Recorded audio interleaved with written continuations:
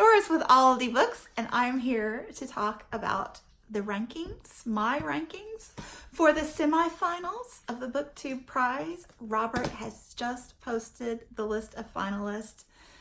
It's a very exciting moment. I will link his video below because in my discussion, I am not going to give a synopsis for any of my books because I feel like these have been talked about quite a bit and most of you are familiar with them already. And if you're not, his video, he gives a brief blurb for each book, and I think they're very concise and informative. So check that out if you're unfamiliar with the list. And I will also leave a link to Shawn's ranking video that he just posted because he did an introduction and talked about subjectivity in judging books and ranking them, rating them, and it was very, very interesting discussion, and I really agree quite a bit. I mean, I think that critically we can decide as a group, like these books are not that great and these books are pretty great, but you know, just like a 50-50 split sort of with a big gulf in the middle. But you know, then when you get to this really great category, which I got some really great books in my lap here, it's kind of come down to subjectivity. So you're going to get my tastes here and you know what I think about these books.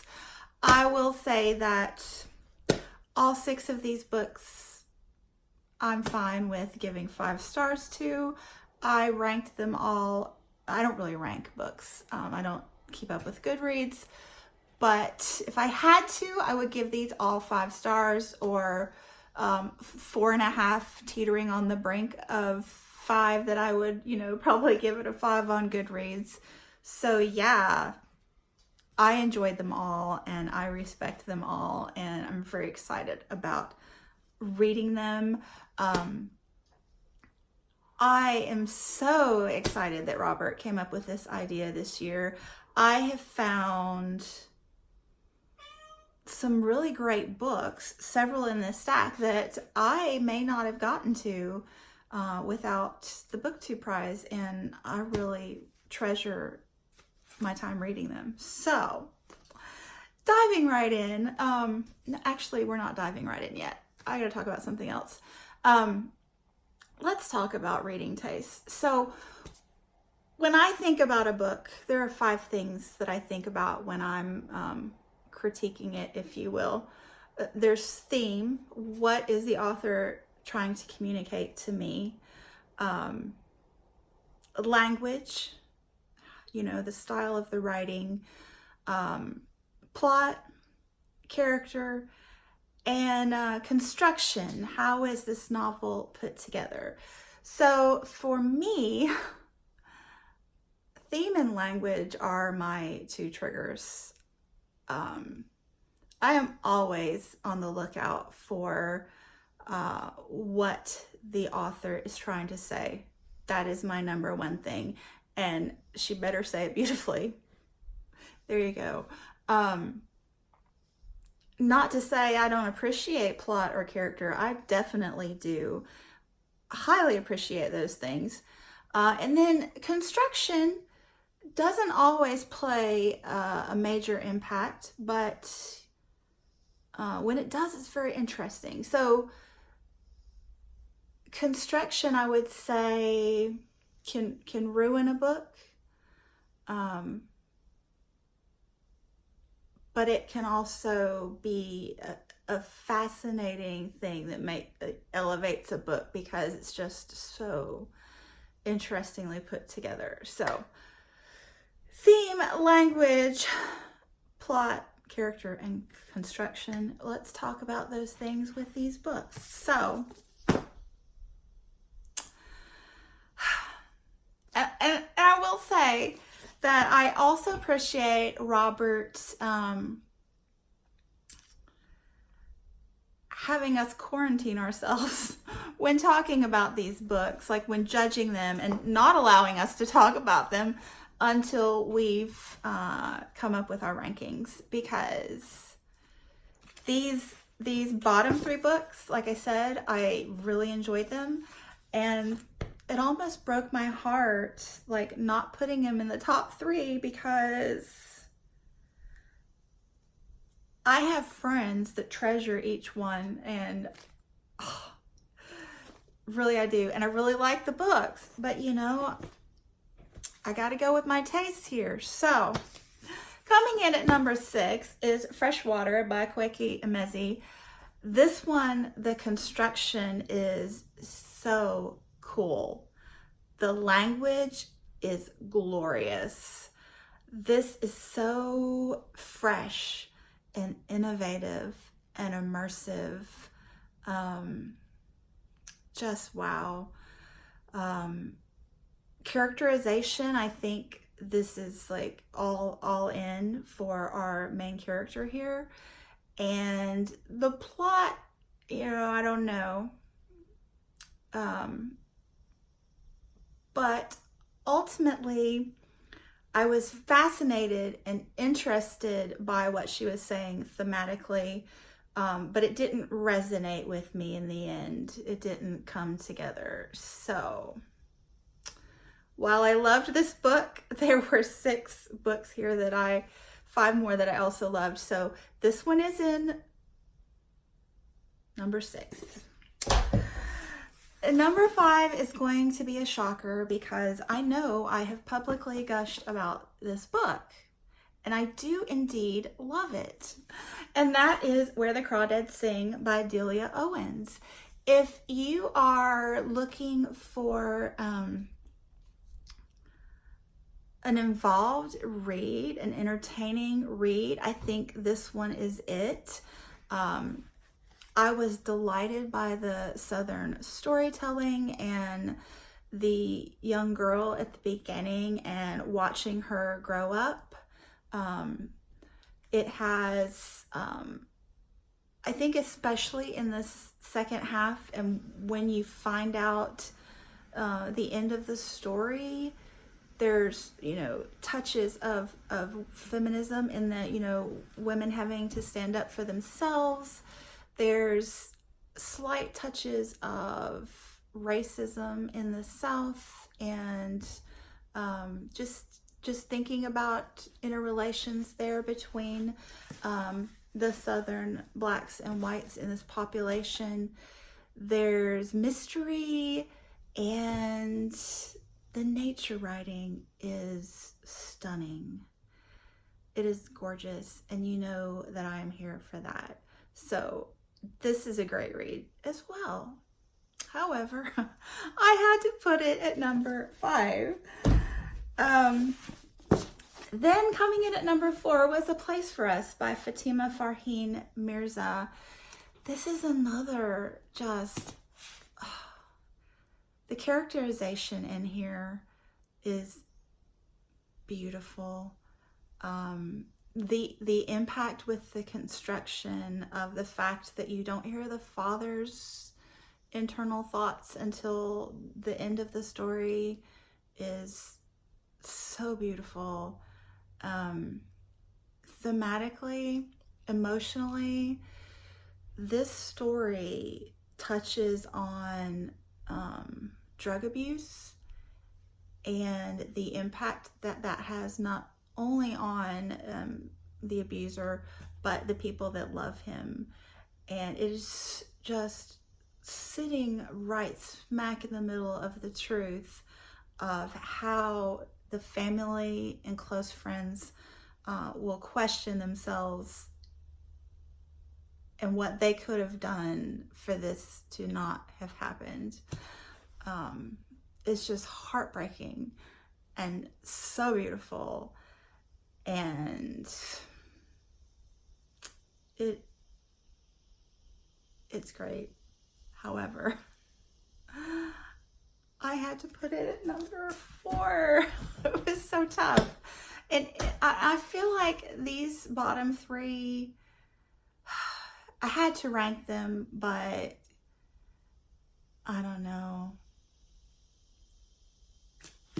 Tough. Now we're going to have a tremendous shock right here, right now. This is a book that I was 98% sure I would not like. Y'all aren't even gonna believe this. Coming in at number 3 is An American Marriage by Tayari Jones. I like reading own voices novels. I really love reading books from perspectives different from my own.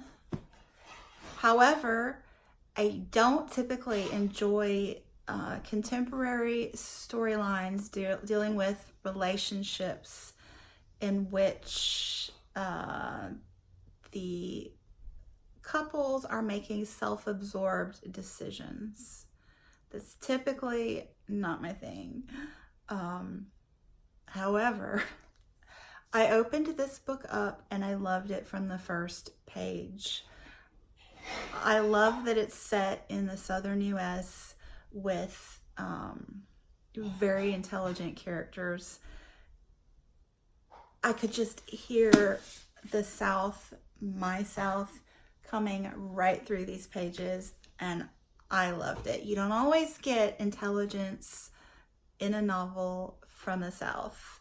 I'm not saying there's not intelligence in the South. There is. I'm just saying that it's not always in these storylines for whatever reason. I don't know. It's annoying, but I loved that. I shockingly connected with these characters.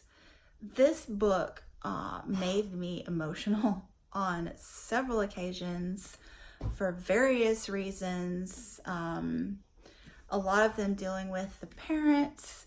And I think that sometimes books connect with different people because of life events. So coming from the perspective of someone that was married to a really, really nice person who is also an ass, and the decisions that you make and the things that you put up with because you're married in society, and the things that society tells you and the pressures from society and the, you know, the coming apart and the coming to terms with that separation and the learning to get along after. It's just, I resonated with this book in so many ways, and I get it. I get it. I get why it was on the women's prize list, and yeah, there you go. The next two, okay, I don't know if these are a surprise or not. They're not to me. Not at all. Number 2 is They're There by Tommy Orange. I read this well before the BookTube prize was a thing, and it has stayed with me. This is one of the 3 that were on the semifinals list that I would be all in for a reread. Thematically, I think this book is incredibly powerful. So what Tommy Orange does here with the construction of this book is just really quite simple. For me, it was written as a series of connected short stories. Pretty much, at least in the first half,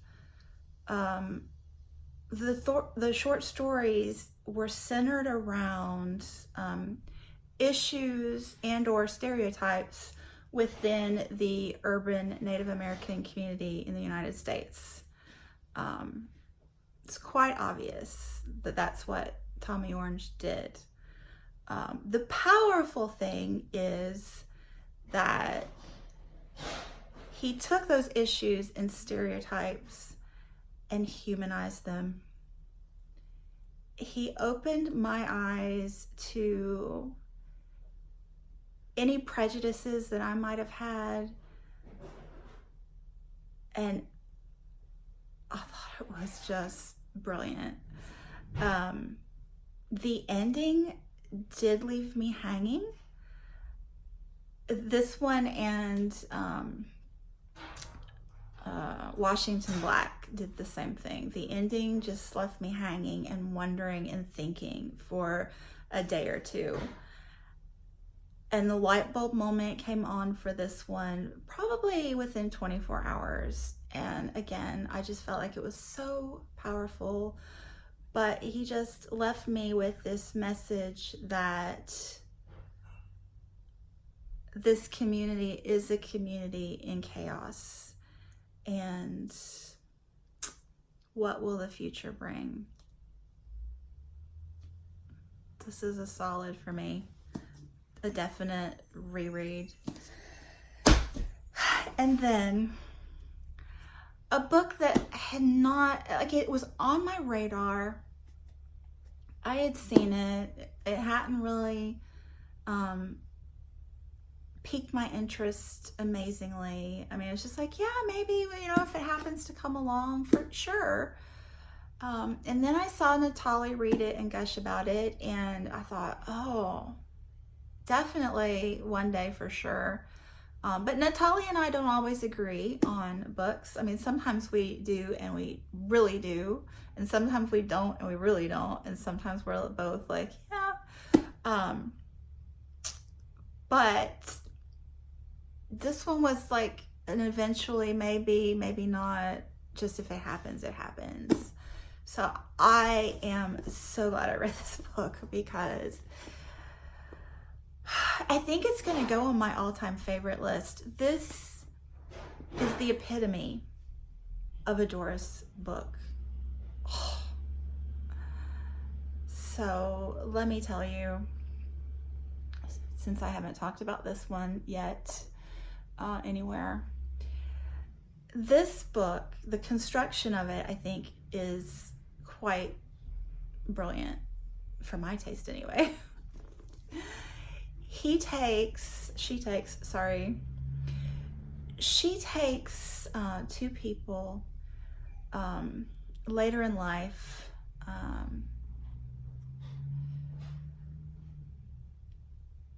they're both have had really tremendous past loves, and those loves have gone away for two different reasons. But this is a really minor part of the story, their relationship.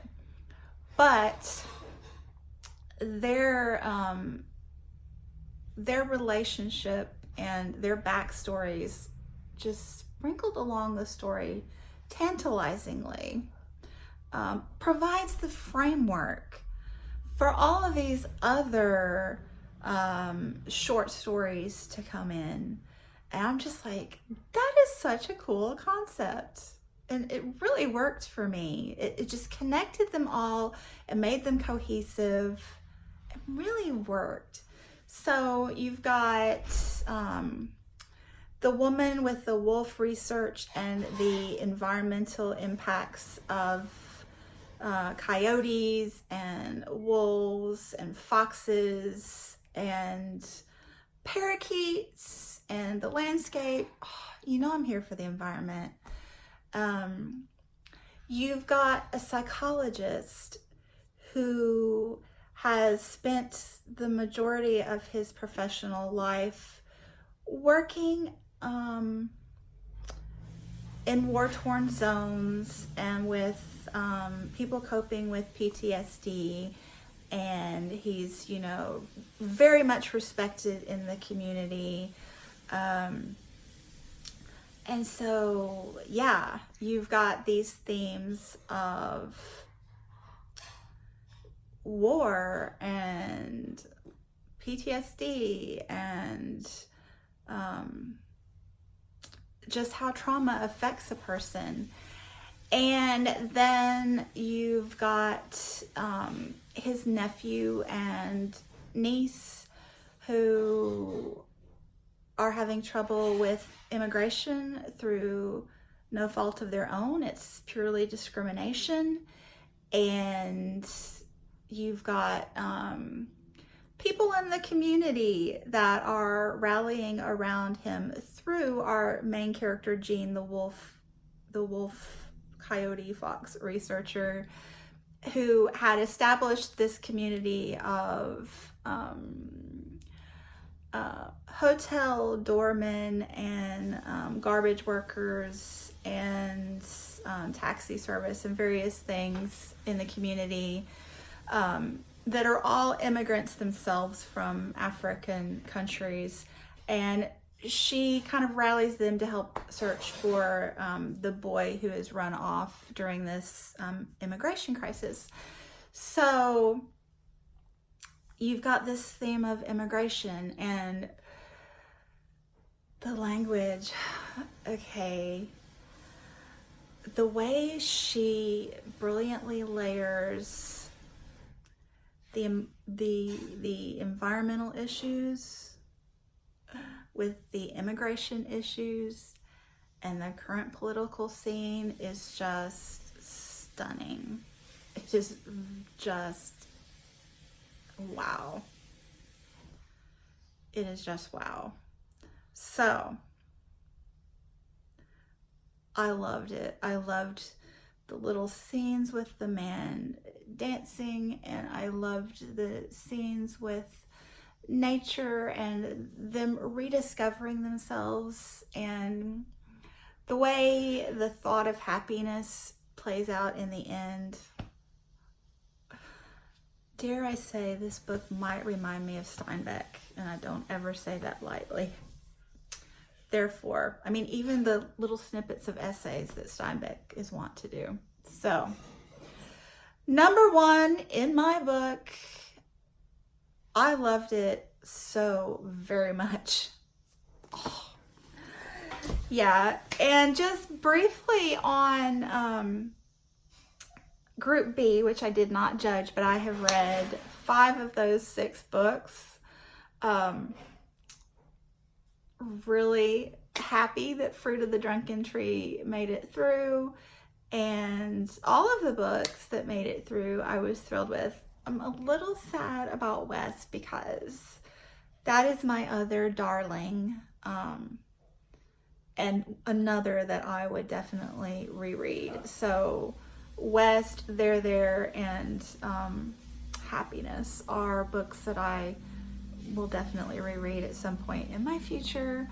But yeah, this has been just a great thrill to judge this prize this year. I've enjoyed every minute of it, and thank you, Robert, for the idea and getting it off the ground. And yeah, I will be back soon, but for now I gotta go do some rush reading and watch some more BookTube prize reaction videos. So I will chat with you soon. Bye.